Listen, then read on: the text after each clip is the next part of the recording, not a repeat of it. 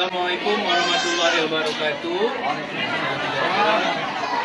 Saya Dr. Muhammad Ihsan Hakimi daripada Klinik Syifa, mewakili Muslim Care Malaysia. So hari ini adalah hari kedua kami datang.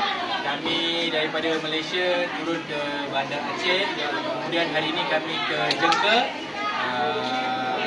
Berun. So hari ini kita telah buka pemeriksaan kesihatan untuk rakyat-rakyat di sini di Jengke. So hampir 100 orang juga kami periksa.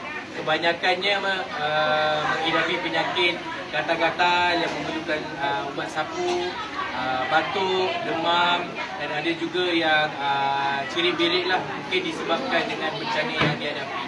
So harapannya dengan kerjasama pihak-pihak di sini, pihak kesihatan, pihak di sini, camat di sini, so dapat membantu meringankan sedikit beban dan supaya semuanya dalam keadaan sihat dan pulih seperti sedia kala. Semoga rezeki melimpah ruah dan direzekikan oleh Allah Subhanahu Wa Taala. Assalamualaikum warahmatullahi wabarakatuh.